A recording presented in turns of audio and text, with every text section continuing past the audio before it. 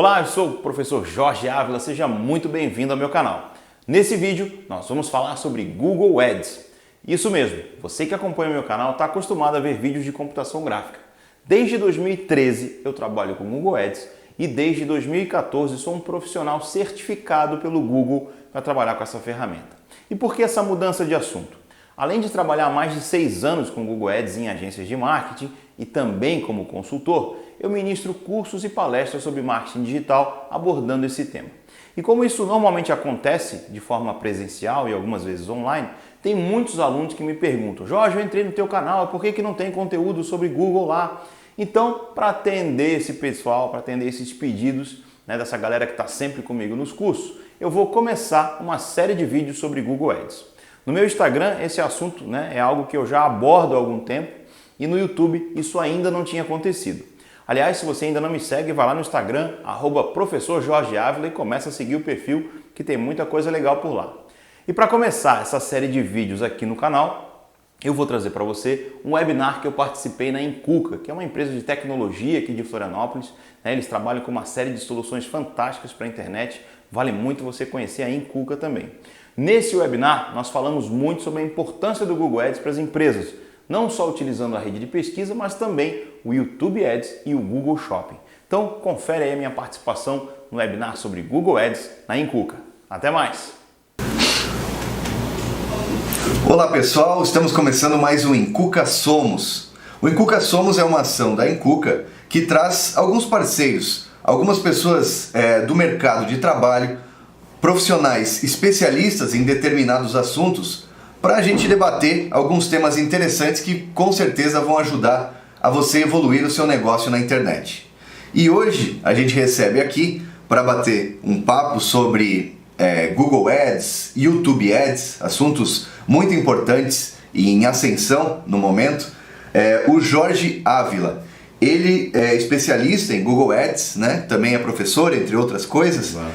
Eu queria pedir então, Jorge, por favor, se apresente um pouco para o pessoal te conhecer melhor. Bacana. Prazer estar com vocês aqui. Sou o professor Jorge Ávila, professor universitário já há 10 anos, trabalho com consultoria também de marketing digital focado em Google Ads, trabalho com cursos online, cursos presenciais nessa área e atendo empresas com consultoria e mentoria nessa área de Google Ads e também na parte de YouTube Ads, Shopping e todas as soluções de publicidade do Google também. Legal. Talvez para a gente começar assim contextualizando o pessoal que talvez não está acostumado ainda, não conhece ou nunca usou algum anúncio no Google ou algum anúncio no YouTube, Bom, como é que a pessoa que não tem experiência, mas tem um negócio, Eu acho que o primeiro requisito é ter algum negócio, coisa, ter algo a oferecer. Como é que essa pessoa pode começar a entender melhor esse mundo do Google Ads e do YouTube Ads, ou enfim, dos Ads em geral, Certo. O Google ele tem três possibilidades, ele tem na verdade duas grandes redes para você anunciar. A primeira é a rede de pesquisa, que é o buscador do Google, onde a gente está acostumado a fazer as pesquisas todos os dias, Muita gente acessa aí o Google todos os dias, aliás, um dado mundial, o Google processa mais de 40 mil buscas por segundo no mundo, então a galera está procurando realmente no Google e não em outras ferramentas, que o Google tem sido a ferramenta consolidada nessa questão da pesquisa. Então uma dessas redes para você divulgar é a rede de pesquisa. E a outra rede é a rede de display, que considera o YouTube, os aplicativos, sites parceiros do Google que vão trazer lacunas publicitárias, que a gente chama, onde você pode preencher com banners gráficos. Então colocar ali o teu anúncio gráfico, um anúncio mais visual, que pode ser utilizado por vários tipos de segmentação, onde você pode escolher os públicos, os tópicos, o interesse dessas pessoas para poder anunciar. Então, para quem nunca anunciou, a ferramenta de pesquisa talvez seja o grande start, conseguir iniciar ali um processo de, vamos dizer assim, de publicidade no momento em que a pessoa exatamente procura pelo que você vende. Então, nas minhas palestras e cursos eu costumo falar isso. Se você não está onde as pessoas estão procurando por você, você não está em lugar nenhum. Então, é justamente isso que acontece. Eu tenho um negócio, às vezes até uma loja física, ela pode ser, se utilizar dessa ferramenta pelo fato de que o Google, além dos anúncios de texto que pode exibir na ferramenta de pesquisa, vai exibir aí algumas extensões que facilitam também, vamos dizer assim, o contato do potencial cliente com esse empresário, com essa empresa. Por quê? Porque eu tenho ali extensões, por exemplo, de local, onde você pode colocar o endereço da tua loja e a pessoa chegar lá mais facilmente, extensões de chamada, onde a pessoa pode fazer, né, uma ligação direta para a tua empresa clicando no anúncio, e aí existe uma dúvida: quanto que eu vou pagar por isso? Quem paga essa ligação é o usuário. Você, anunciante, vai pagar o clique como se fosse o clique no anúncio. E dentro desse contexto das facilidades que a rede de pesquisa nos dá, o empresário pode até pensar assim: mas eu não tenho um site, então não posso anunciar? Sim, você pode. Existem campanhas exclusivas de chamada, onde você pode clicar e apenas ligar para a empresa. Então, não ter um site já não é mais uma barreira para se usar a rede de pesquisa do Google, né? Que às vezes acontece essa questão da empresa achar: meu site não está bom, eu nem tenho um site, como é que eu poderia melhorar e ampliar o meu negócio? Então a rede de pesquisa pode ajudar nesse sentido. Eu vejo como sendo o primeiro passo dentro do Google Ads, né? Mexer com a rede de pesquisa, porque, como a gente falou, é onde as pessoas estão procurando efetivamente por alguma coisa, e se você tem algo a oferecer, é importante estar ali. Legal, então mesmo espaços físicos, né, que hoje são só físicos, não são digitais, podem usar o meio digital para atrair clientes, né? E esses ads, então, nada mais são, simplificando, são os banners, né? São os anúncios que aparecem, ou as recomendações quando você pesquisa e aparece lá na barra lateral, né? Ou nos primeiros links do Google, por exemplo, está escrito lá anúncio, né? Ou publicidade. Então, para você aparecer ali, são essas formas, né? Essas estratégias que o Jorge estava contando. Legal. Eu acho que a gente poderia assim avançar já para entender assim, bom, então quem não tem um negócio digital, ele pode se beneficiar com algumas ações ali para atrair público, né? Mas vamos pensar talvez num e-commerce, por exemplo, né? Numa loja virtual. Como é que essa pessoa, que estratégia será que esse negócio poderia usar, né? Ou alguns deles, assim, os principais, para conseguir que o público chegue até o site e compre um produto, ou se interesse pelo menos pelo produto. O Google oferece outras ferramentas também que ampliam, né, essa possibilidade para quem tem um e-commerce. Falando um pouco sobre essa questão, né, a gente tem o Google Shopping, que é uma ferramenta onde você tem ali a foto do produto, o preço do produto, que também aparece como resultado na rede de pesquisa. Os anúncios de texto, né, como você comentou, aqueles que tem a tarjinha ali, anúncio, também são uma possibilidade para o e-commerce. Então, nesses casos, você pode até ter situações em que o teu anúncio apareça 2 vezes, porque você tem o anúncio com a foto, com o preço, e logo abaixo pode ter um anúncio de texto aparecendo, porque são redes, né, processos diferentes, ele acaba mostrando. Sim. É muito comum, às vezes, não mostrar os dois, mas pode acontecer, né? E outra questão, além do Google Shopping, que vai fazer, ele não é como um busca-pé que faz o leilão pelo menor preço, na verdade não é isso. O que ele está mostrando ali é o teu produto, as condições que você tem, o preço, né, e as condições comerciais que você vai colocar no mercado. Outra questão também seria usar o remarketing dinâmico. Para quem tem e-commerce, isso é muito importante. O que seria o remarketing, né, para quem não conhece esse processo? O remarketing é quando você impacta pessoas que já tiveram contato com o teu site. Outras redes também fazem isso, o Instagram faz, o YouTube faz, né, o Facebook também. Mas, né, isso na verdade começou com o Google. A gente, né, tem esse trabalho já desde que o Ads foi criado. Depois de um tempo ele já foi implementado o remarketing. Que é aquela estratégia de seguir a pessoa. Exatamente. Uma vez que ela já visitou, ou seja, ela tem interesse, talvez, né? Ela já chegou ali no teu site. E essa questão de ser dinâmico, que a gente chama, existem 2 tipos de remarketing. O remarketing tradicional, que vai mostrar um banner estático, às vezes uma imagem, né, sem animação ou com animação, mas que não te mostra os produtos que você viu. Né? Então, quando as pessoas às vezes entram num site de uma empresa, um e-commerce, vê um tênis, sai desse site, vai lá no portal, vê uma notícia e vê aquele mesmo tênis que ela acabou de navegar, isso sim é o remarketing dinâmico. Porque através do feed de dados que é instalado, né, que é criado no e-commerce, o Google Merchant Center também é uma outra extensão desse processo publicitário. Você vai ter que criar um perfil no Google Merchant Center, subir, né, os dados dos seus produtos lá. Uma vez que a gente vincule essas 2 contas, né, o Merchant Center e o Google Ads, eu vou conseguir então trabalhar com esse tipo de remarketing. Então a pessoa viu um tênis, uma chuteira e uma bola, esses 3 produtos tendem a segui-la depois que ela for para outro site. Então isso é uma possibilidade bacana para o e-commerce. né? E muita gente tem essa dúvida, né? Já atendi pessoas que têm um e-commerce às vezes local, pequeno, que não é o grande player lá, né? Como a gente está acostumado a ver no Centro-Oeste. E muitas vezes se tem essa dúvida, eu tenho um pequeno e-commerce que a ideia é vender aqui na região, eu não tenho condições de, vamos dizer assim, concorrer com essa galera lá fora? Você tem como trabalhar, mas aí sim trabalhar uma segmentação menor, tentar um horário diferente, a gente, né, chegar num consenso com o cliente de uma segmentação geográfica, de um período que o orçamento dele seja suficiente. E aí onde é que a gente ganha, né, nesse processo? Como o teu e-commerce pode trabalhar com clientes locais, muitas vezes a gente recomenda ao cliente que ele se diferencie no processo comercial dele, na condição comercial, no frete, na entrega. Né? Muitas vezes você às vezes vai ter questões do tipo, eu vou comprar um livro num e-commerce de São Paulo, custa 10, 15 reais mais barato do que eu estou vendo no e-commerce local. Só que lá eu vou ter um frete, eu vou ter 20 dias de espera, e às vezes se eu tiver um e-commerce local que possa traçar uma estratégia de frete em até 24 horas, ou o pedido na mesma cidade feito, né? Às vezes até retire ou retirar na loja, exatamente. Isso facilita, porque eu prefiro pagar 15 reais a mais para comprar aqui perto e ali pegar amanhã ou receber amanhã do que ficar 20 dias ali com aquela ansiedade rastreando o pedido que acontece com todo mundo, né?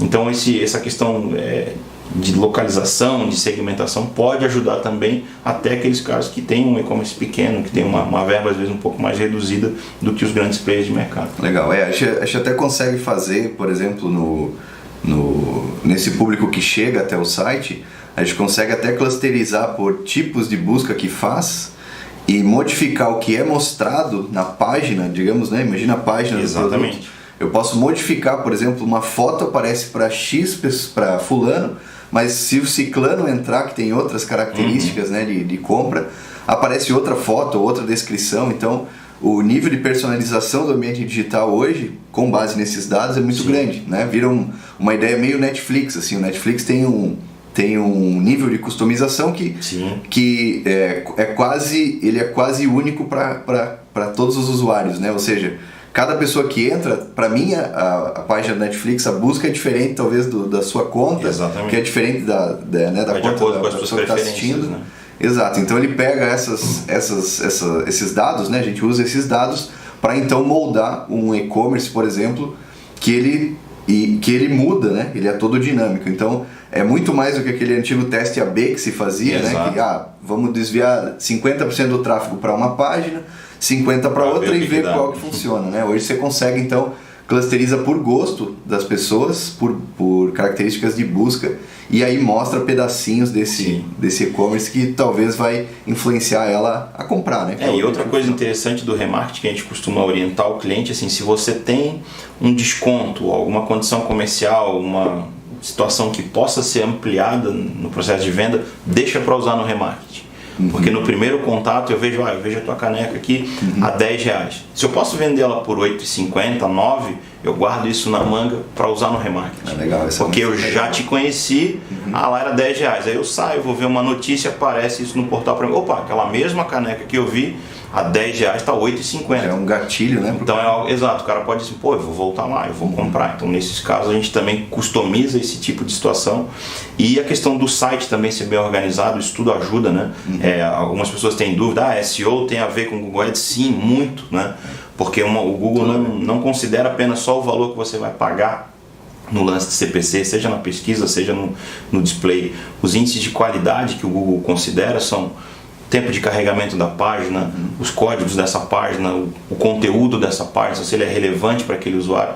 Então é uma ação conjunta, né, de que o SEO vai impactar sim nas questões ligadas ao Google Ads. Então essa questão do remarketing, como a gente falou, tendo a URL amigável, justamente como você falou, eu consigo fazer essa separação de público. Quem entrou só na categoria do produto, quem entrou no produto em si, ele foi um passo além. Então eu posso entregar materiais, né, publicitários diferentes para pessoas diferentes e que tiveram experiências diferentes também. Legal.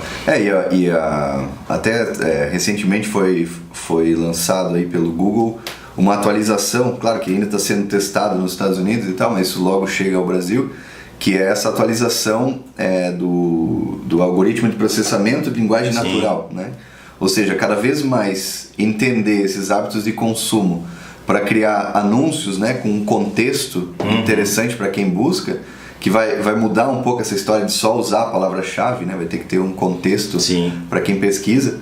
Vai ficar legal, porque cada vez mais, né, a gente vai conseguir entregar o produto certo, o anúncio certo para o perfil hoje dentro do Google Ads, várias funções dele já usam essas questões de machine learning, né, de inteligência artificial, de aprendizagem de máquina. Então hoje você tem ferramentas de lance já sendo utilizadas nessa forma, a questão dos anúncios dinâmicos também. Hoje a gente tem o anúncio que você deixa ele fixo na parte de texto, mas também já tem anúncios que você pode usar títulos randômicos, então tudo isso é feito de acordo, né? E a boa programação de uma conta também faz parte, né? Que é o nosso trabalho, de fazer uma conta organizada, uma conta bem relevante para essas buscas, para essas palavras, levar uma coisa que eu sempre falo em cursos e palestras, né?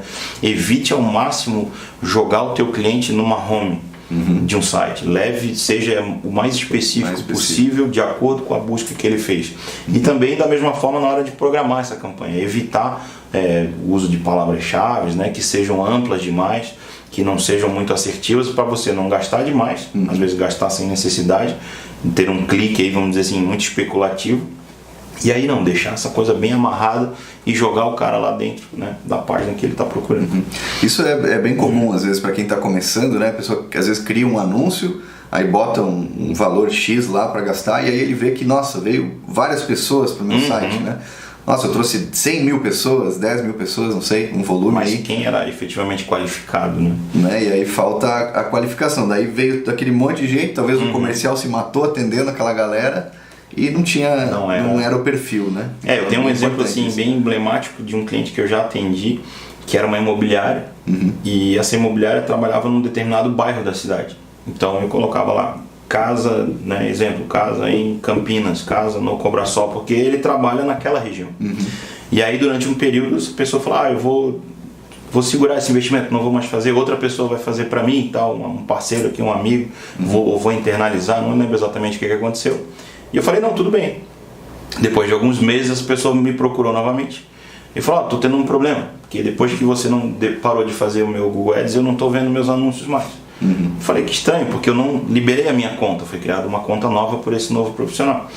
E aí essa coisa do desconhecimento da ferramenta, né? As pessoas acham que bota a palavra-chave, a pessoa me encontra, que show, que legal. O que aconteceu? Eu tive acesso daí ao relatório que foi enviado para essa pessoa, e só a palavra casa consumiu R$3.000 nos 3 meses que ela trabalhou. Então quando eu digito casa no Google, eu estou talvez procurando imagem de casa, uma casa para o meu filho pintar, né, um desenho, enfim. Então, como a gente falou, são palavras amplas demais, eu preciso deixar o mais específico. E são erros comuns, né? Outro erro que as pessoas cometem às vezes, coloca uma campanha no ar e deixa lá. Eu já fiz Google Ads, para mim não funciona. É algo que você tem que estar, o Google especificamente, né? A gente que trabalha com isso há muitos anos sabe. Você tem que estar monitorando o CPC, se o CTR está legal, se você tem que estar sempre renovando o anúncio. Uma coisa que até coloco geralmente nas minhas redes sociais como dica, né? É você monitorar os termos de pesquisa, porque você colocou uma série de palavras-chave lá. Mas tem uma ferramenta no Google chamada termos de pesquisa. O que são os termos de pesquisa?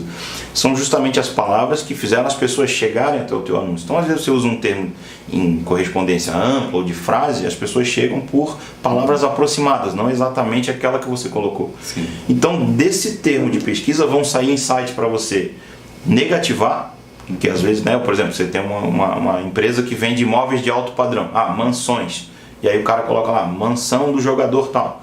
Isso não interessa para você. Coisas que são irrelevantes. Exatamente, então a gente tem que negativar. Então os termos de pesquisa são assim, uma das otimizações mais simples, mas assim, um grande termômetro para saber, as pessoas estão me procurando por uma coisa que eu não usei, então eu vou colocar lá. Ou estão chegando até mim por uma coisa que eu não quero, então eu também posso negativar e usar dessa forma. Legal, ótimas dicas aí para quem vai buscar fazer isso, né?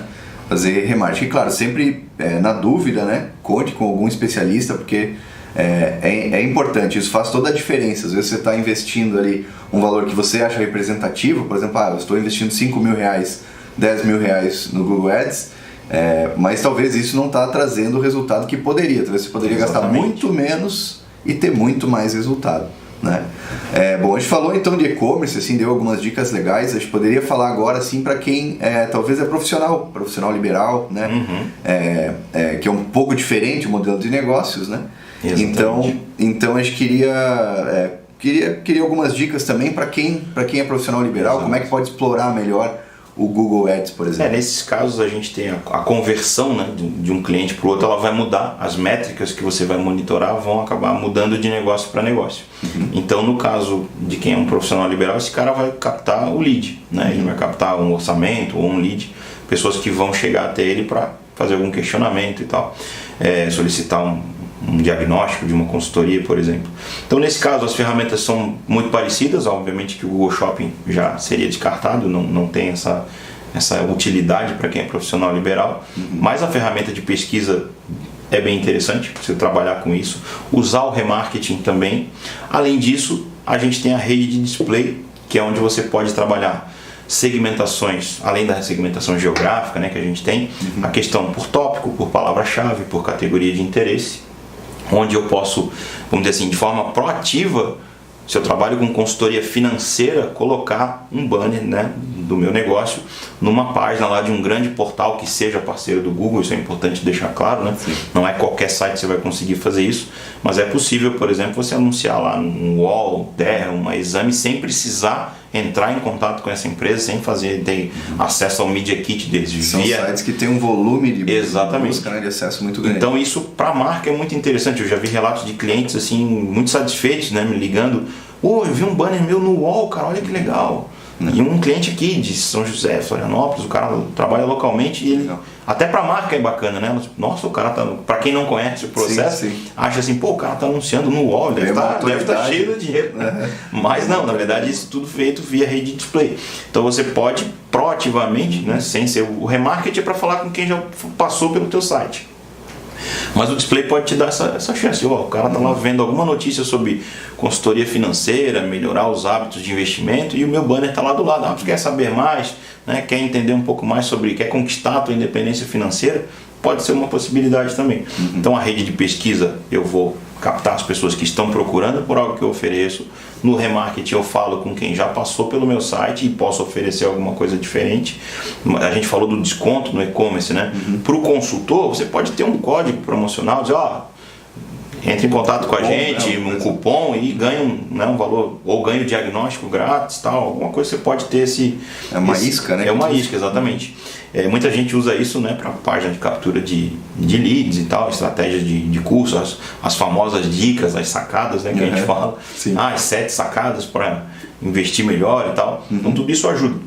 E o display é uma possibilidade também, para quem está trabalhando com qualquer segmento, né? Você tem aí uma série de as pessoas que têm interesse em arquitetura, em esporte, em futebol, em economia, gastronomia, você tem esses públicos, né? Muita gente tem dúvida assim, como é que o Google sabe, né, desses públicos? O Google é uma empresa de informação, ele sabe, a gente não é, né, vamos dizer assim, ingênuo de saber que a gente usa um Gmail, um Google Drive, tudo de graça. Não é de graça, a gente tem, né, essas questões aí da informação que a gente concede. Mas eu não concedi. Concedeu sim, quando você foi lá, li e concordo com os termos, que talvez seja a maior mentira da internet, ninguém leu. Isso vai lá e acontece, né? Você vai lá e acaba aceitando isso. Então, nesse caso, o Google, obviamente, não fornece para o anunciante o teu nome, teu e-mail, mas ele vai te colocando, sempre que você navega logado, principalmente, ele vai te colocando nas caixinhas, né? O Jorge gosta de gastronomia, gosta de esporte. Ele vai me classificando em vários tipos de interesse que eu tenho. E aí, para o anunciante, é interessante que eu consiga jogar essas pessoas, né, dentro dessas caixinhas aí, são grandes possibilidades também. Legal, ótimo. E muitas pessoas hoje estão indo para o caminho de ser profissional liberal, por exemplo, tentando virar digital influencer. Exato. Né? E aí um canal em plena ascensão com certeza é o YouTube, o material em vídeo, né? Mas claro, precisa ter toda uma jornada a ser traçada ali dentro do YouTube, até você conseguir às vezes monetizar ou, né, tirar um resultado maior desse esforço de, né, ir criando vídeos, enfim. O que a gente poderia dar de dica assim, para quem está querendo ganhar relevância maior no YouTube, né, ou até trabalhar ads enquanto está tentando ganhar relevância? A gente tem o YouTube hoje, ele é, né, não só hoje, mas já há algum tempo, né, o YouTube é a segunda maior ferramenta de busca da internet, perde para o próprio Google, então tá tudo em casa, né? A gente não tem uma concorrência ruim tudo pro é Google, né? Tudo é Google, né? Então, assim, com relação ao YouTube, essa coisa da monetização, muitos alunos também me perguntam, eu quero criar um canal, eu quero monetizar. Isso mudou muito. Antigamente você postava um vídeo e já podia monetizar, muitos anos atrás, né? Sim. Clicava na abinha lá, monetizar, já começava a criar anúncio. Hoje não, hoje você precisa ter 4.000 horas de conteúdo assistido ou no mínimo 1.000 inscritos para começar a monetizar, né? Para começar a receber anúncios ali dentro do teu vídeo. E para o anunciante, é importante assim falar, quero criar autoridade, então devo estar colocando os meus anúncios, os meus vídeos, assim como a gente tem a segmentação de display muito bem organizada, no YouTube é a mesma coisa, sendo que eu ainda posso ir além, né? Eu posso escolher o vídeo que eu quero colocar. Tem canais que você vai ter mais concorrências que outros, né? Tem uma concorrência maior do que outros, mas você consegue escolher o vídeo, o canal ou a categoria de interesse e colocar esse teu vídeo lá. Vale lembrar assim, que o YouTube tem crescido muito nos últimos anos, né? Essa semana eu estava lendo um artigo no Google Insights, aliás, uma dica interessante para a galera, né, que não conhece. O Google Insights é uma página do Google que tem muitos dados gratuitos de mercado, de vários segmentos, e me chamou a atenção alguns dados que eu trago até para os cursos, né? Essa semana eu vi que hoje a maioria das pessoas na hora do jantar opta por assistir o YouTube. Então a gente começa a quebrar um paradigma da família brasileira que nos anos 90, 80 parava na frente da TV para jantar e ver o Jornal Nacional. Então isso está mudando, né? Então hoje já entrou no hábito, até porque existem os momentos do cliente dentro do YouTube. Muito se fala em persona, que eu acho extremamente relevante dentro do marketing digital, mas o momento do cliente muitas vezes também precisa ser compreendido, porque às vezes você tem personas totalmente distintas, mas em momentos parecidos. E aí o YouTube trata disso de que forma? O momento que as pessoas querem aprender. Então quando você quer aprender alguma coisa, você vai para o YouTube. Quando você quer uma instrução, né, para instalar às vezes uma ferramenta, uma coisa em casa que você nunca viu na vida, vai ter algum conteúdo lá. O momento de se divertir, então tem humor, tem canais, né, dos próprios canais de TV disponibilizam os canais de humor, esporte, enfim, tem todos esses momentos do que o cliente está passando. E hoje uma coisa que tem acontecido muito é que o YouTube faz parte também do processo de compra. Muitas vezes você vê o produto, bota no carrinho e pensa, será que eu compro? Será que eu não compro? Onde é que você vai? Vamos dar um passo atrás, vamos ver um review desse produto, o que as pessoas que já usaram estão falando. Eu, por exemplo, já deixei de comprar um carro de uma determinada marca porque eu fui pro YouTube e achei um canal que o cara começou a falar do carro, falei, meu Deus, ainda bem que eu não comprei. Né? Então ajuda na decisão de compra, né? O próprio Google fala isso, o YouTube hoje ele ajuda a converter, né, nessa jornada do consumidor. Então, voltando à questão da dica, né?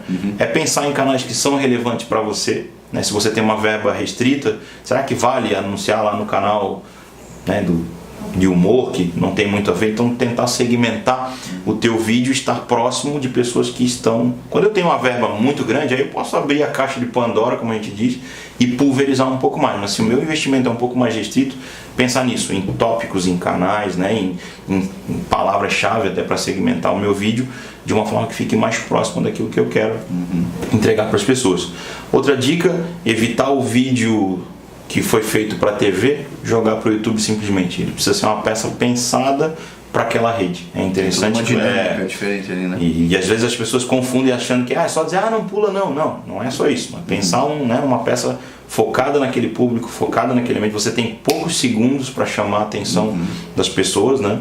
Sobre a cobrança, isso é uma dúvida também bem comum, né, dos anunciantes. O meu anúncio apareceu, eu já sou cobrado? Não. Você é cobrado depois que o usuário assiste ao teu vídeo inteiro ou 30 segundos. Ou seja, se ele tem mais de 30, beleza, passou de 30, você é cobrado e considerado a visualização. Que em 5 ele pode pular. Em 5 ele pode pular. Se ele pular, você não é cobrado. Obviamente que você tem que ter dinheiro na conta, né, no crédito, para poder aparecer. Mas como é que eu sou cobrado então? Assistir a 30 segundos ou o vídeo inteiro? Mas o meu vídeo tem 15, Jorge. Então, se passou 15, você é cobrado também. Né? Então isso é uma forma de...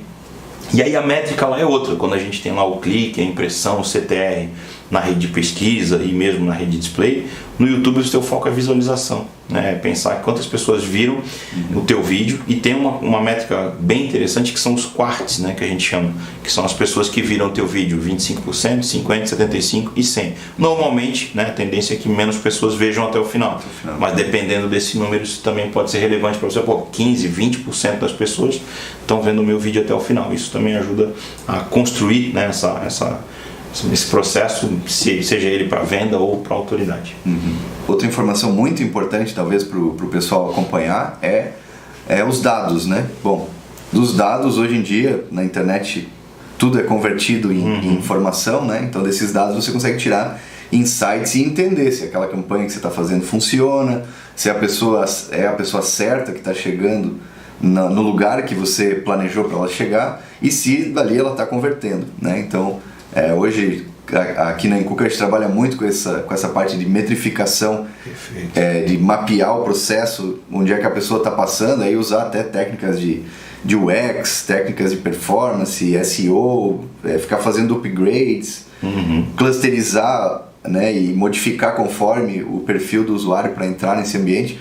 Mas isso tudo começa bem antes, né? Lá naquele conteúdo que você criou ou no anúncio que você montou para trazer a pessoa para o conteúdo, para dali ela vir, né? Então tem vários tipos de jornada. O que a gente poderia dar, talvez, de insight para o pessoal que precisa entender, talvez, melhor se o que está fazendo está funcionando da melhor forma possível ou não, né? Se está fluido aquilo.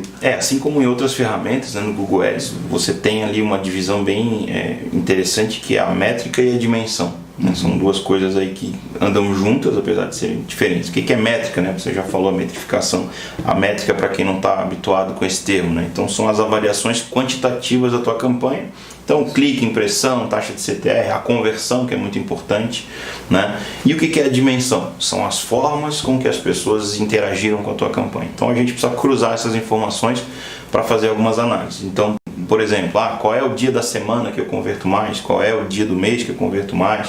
Qual é a região que está convertendo mais? A tomada de decisão hoje tem que ser baseada nisso, nas tuas métricas e nas tuas dimensões. Então, as pessoas certas estão chegando, de onde elas estão chegando, você tem que tomar esse cuidado. Muitas vezes é analisar uma página, você citou uma coisa bem interessante, né? Questão do UX e tal. Porque muitas vezes a experiência numa página é ruim e isso faz com que não funcione. Aí a culpa é de quem? Do Facebook, do Google? Não. Pode ser da experiência que esse cara está tendo. Eu já vi cases assim, né, de uma mudança num botão de comprar, uma mudança num cadastro, por exemplo, fazer com que o site decole de vez. Né? Eu já tive clientes, por exemplo, que tinham formulários gigantescos para ser preenchidos para solicitar um orçamento. E a gente falou assim, mas será que precisa tudo isso agora, no primeiro contato? Faz o contrário, pede o e-mail e o telefone, pega esse lead no colo, depois você devolve esse formulário se ele vier a fechar. Fizemos isso e a gente teve, né, um ganho muito interessante. Então, assim, métrica e dimensão pode te ajudar a isso, a saber que, vamos fazer uma campanha no Brasil inteiro. Aí você repara que depois de 2, 3 meses, um determinado estado simplesmente nunca converteu. Então, essa possibilidade de que vamos tirar esse orçamento daqui e jogar onde está dando resultado. Tem mais retorno. Né? Então, uma troca de horário, você pode perceber, e isso é bem interessante, assim, como é que eu descubro essas informações? Depois de 2, 3 meses também, não adianta querer colocar uma campanha no ar e achar que não vai converter no domingo ou que depois das 10 da noite não converte mais. Depois que a campanha roda, você tem essas informações. Então, métrica e dimensão são coisas que andam juntas. E, claro, o objetivo de todo mundo é conversão. Muitas vezes, seja um lead, seja uma venda. Algumas pessoas falam em métrica de vaidade, né? Por exemplo, eu tenho seguidores, eu tenho... Depende, né? Essa coisa da vaidade, se você é um digital influencer, talvez não seja uma métrica de vaidade ter seguidores. Agora, se você vende, se você efetivamente, assim como só ter cliques e não ter conversão, pode ser uma métrica de vaidade. Tá todo mundo clicando no meu anúncio, mas ninguém compra. Então, se eu tenho 30, 40 mil seguidores e lanço, por exemplo, no meu caso, um curso online e não vendo nenhum, esses 30 mil, para mim, não serve, né, para muita coisa, porque é só para, vamos dizer assim, dar uma camarotização da minha carreira. Eu quero que esses caras comprem e quero principalmente que eles estejam comigo por acreditar naquilo que eu faço. Né? Então, essa coisa de comprar seguidores e tal, eu acho um pouco... não acho legal, porque você simplesmente vai ter gente lá. Às vezes até vai ser robô também. Né? Então, tem tudo isso. Mas voltando à questão das métricas, analisar esse processo seria utilizar as métricas que são adequadas para você. O clique é importante, a taxa de CTR, muitas vezes as pessoas questionam, CTR também é métrica de vaidade. Eu não vejo dessa forma, porque se o CTR é alto, significa que você tem relevância naquele anúncio para aquele determinado público.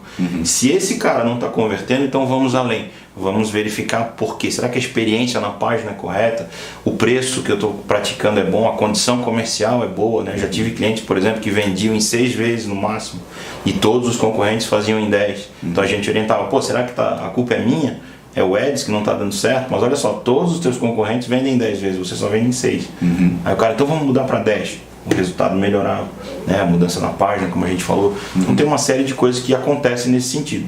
E a gente está falando bastante em Google Ads aqui, quando você fala dessa jornada, né? Eu gosto de lembrar sempre isso, que existe outra ferramenta super importante que todo site deveria ter e ela é gratuita, que é o Google Analytics. A maioria tem, né? Ainda bem, boa parte das pessoas, principalmente empresas como a tua que desenvolve, né, algo bacana, já sai daqui com o material todo organizado. Mas a gente vê muito cliente ainda que talvez tenha feito o site com o sobrinho, né, com alguém que não tenha tanto know-how assim no mercado, sem um Google Analytics. Isso não contribui de forma alguma, por quê? Porque é bem comum, né, a gente falar em anúncios e eu chegar aqui e dizer, faça Google Ads, é a melhor ferramenta de marketing. O Google é a grande ferramenta de marketing da internet? Com certeza é. Mas existem segmentos em que ele funciona e outros talvez o Instagram funcione melhor, o Facebook funcione melhor. Mas estar aqui é estar, né, como a gente falou no início, mostrando o teu produto para as pessoas que estão procurando por ele. Mas, quando eu faço uma análise correta de marketing digital, eu devo ver o meu Google Analytics e ver o caminho que esse cara fez até a conversão. Isso é muito importante. Por quê? Muitas vezes o cara pode me ver pelo Google Ads na primeira vez, ele clicou no meu anúncio, foi lá na minha rede social, saiu e de repente entrou de forma direta e fez a compra. Então, se você for analisar o último clique, você vai me dizer, tá vendo o SEO que funciona? Porque as pessoas, o cara veio da pesquisa direta, ele veio de forma orgânica, mas eu não posso me esquecer que ele me conheceu lá atrás, às vezes por uma rede social ou por um anúncio no YouTube ou no Google Ads, né, na rede de pesquisa. É como se no futebol você desse o crédito só para quem fez o gol, né, mas tem um monte de gente que passou essa bola até o cara converter. Então fazer essa análise cuidadosa, né, para não ficar muitas vezes, acho que todos os esforços de marketing eles são interessantes para que você tenha mais exposição, que você tenha uma expansão da tua marca. Então tomar esse cuidado, muitas vezes as pessoas analisam de forma errada, né? Tá vendo? O Google Ads não dá resultado. Ele esquece que lá no começo a coisa aconteceu, ou o Facebook, ou o Instagram e por aí vai. Sim, por outro caminho, né? Sim, bem importante isso mesmo. E um ponto, acho que bem legal, assim, para talvez quem está começando, ou quem ainda não mexeu, é esse tempo que é necessário dar inclusive a ferramenta, né? Exatamente. Do Google, para que ela colete esses dados e que você entenda o mercado. Então, é preciso esse tempo, né? Como você citou ali, 2, 3 meses, para entender essa audiência. Quem são essas pessoas que estão interessadas no que você está anunciando? E aí, cada vez mais, é um serviço contínuo, né? E recorrente, de ir afiando a flecha, como eles dizem, né? Cada vez mais você vai entendendo e segmentando e focando, então, orçamento, esforço, né? Criatividade, para acertar quem você precisa. E até com relação ao orçamento, a gente tem um detalhe importante de falando de métricas, né? Legal. Tem um indicador no Google chamado parcela de impressão. Esse indicador é bem importante também. Muitas vezes as pessoas têm dúvida, eu vou investir 1.000, 2.000, 5.000, quanto eu estou impactando, né? Então a parcela de impressão fala muito disso. Ela vai te dizer, se você, por exemplo, tem 20% de parcela de impressão, significa que de 100% das buscas que são feitas, você aparece em 20%. Então está te dizendo assim, olha, tem um mercado aí de 80% a mais que você não está conseguindo alcançar. E ele vai além, ele vai te dizer o porquê você perde esse 80%. Se é por orçamento ou por classificação. Quando é por classificação, aí é uma melhoria na tua página. Então isso tudo ajuda a gente que trabalha com esse processo a dizer para o cliente, cara, hoje você perde 70%, 80% de parcela de impressão. Por quê? Porque você deveria investir mais. Então 40% vem do teu orçamento, teria que aumentar 40% se for possível. E você tem outros 40% aqui que precisam de uma melhoria de qualidade da tua página, do conteúdo, da otimização, do tempo que ela carrega. A questão do SEO pode impactar. Então já vi muitos casos assim de você melhorar uma página e ampliar uma cobertura de uma mesma campanha, só melhorando uma página com o mesmo orçamento. Sim. Então nem só de dinheiro vive essa questão, né? Não é só o lance de CPC, então é importante tomar esse cuidado na hora de analisar uma campanha ou pedir a ajuda de um profissional que possa fazer essa análise para você. Legal. A performance, inclusive, é uma coisa bem importante, né? Performance, né, em resumo, claro, são várias técnicas, mas basicamente é você conseguir carregar rapidamente algum conteúdo, né? Então, se o cara clicou no banner e chegou no seu site, o seu site vai demorar 10 segundos para carregar, provavelmente o cara não vai esperar isso. Hoje em dia ninguém tem mais paciência, né? Muita paciência, pelo menos. Então, o que são números legais, números aceitáveis? Inclusive, é uma bandeira aí que o Google vem levantando, né? Sobre isso, performance. Então, os sites precisam carregar rápido, 3 segundos ou menos de 3 segundos seria o ideal. E a gente sabe que a cada 1 segundo, além desses 3 que carrega, o cara vai perder em média 7% de conversão, 10% de conversão. Então, às vezes você está trazendo o público, fez tudo certo, todo o esforço certo, e aí o cara chega na sua página e às vezes por um detalhe que é a performance, que ele não está carregando rápido tanto quanto deveria, você está perdendo uma boa parcela aí de potenciais clientes, né? Então é bem importante isso, cuidar com essas métricas, né?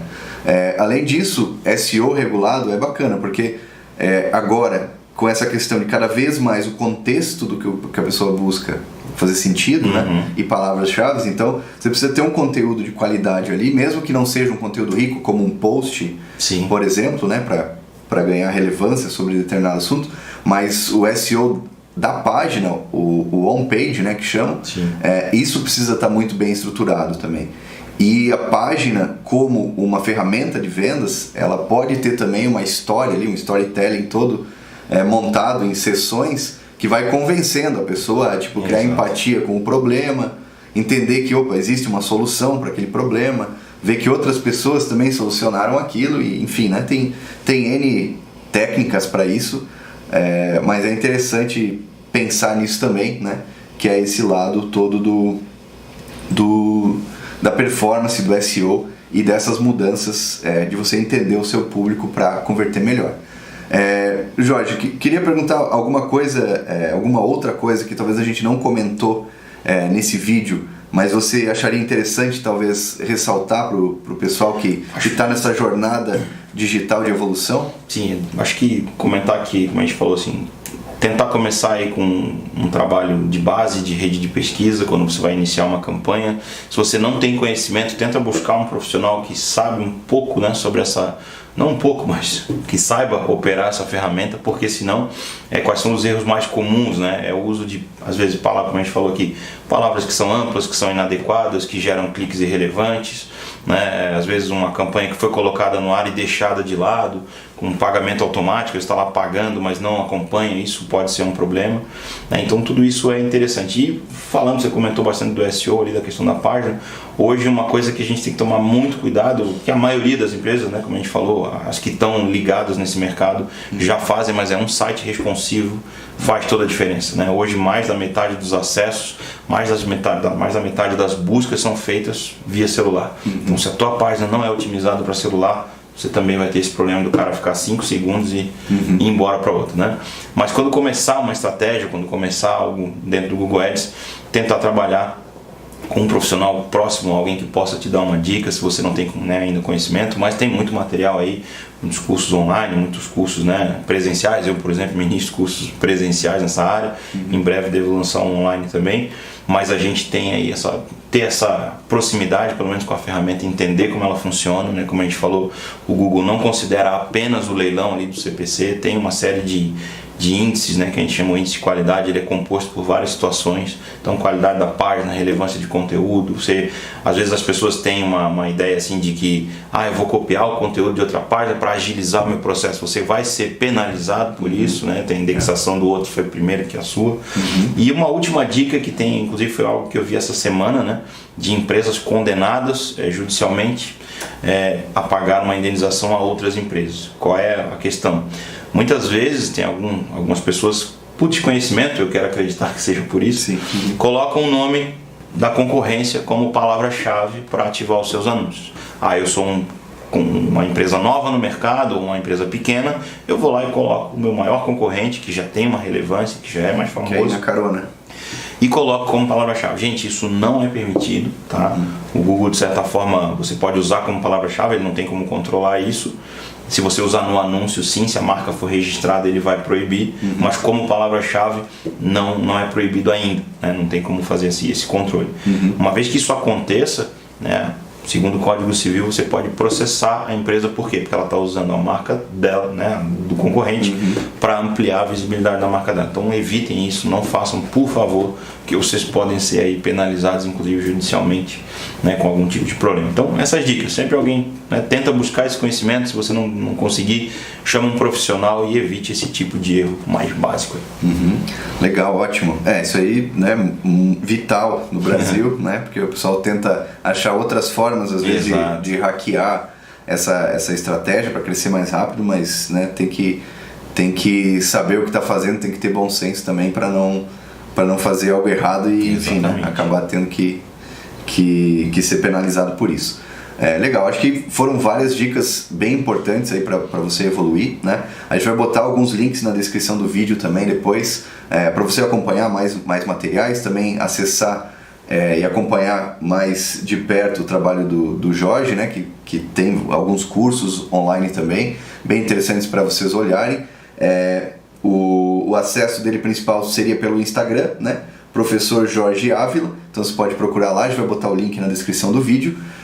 E eu queria agradecer em nome da Encuca, em nome da rede de parceiros Somos, né, que é uma rede de profissionais então bem especializados para ajudar você a escalar o seu negócio digital. Então você pode nos procurar, né, tanto a Encuca quanto o Jorge, que a gente vai ter o maior prazer, claro, de ajudar, né, você no seu desafio aí digital, que a gente sabe que exige diversas frentes, né? Não é uma coisa única, não é uma coisa simples às vezes, então tem desafios dos mais fáceis de resolver aos mais complexos, mas claro que a gente ajuda às vezes até a conectar, né, com o que fizer sentido para ajudar você a escalar aí no digital.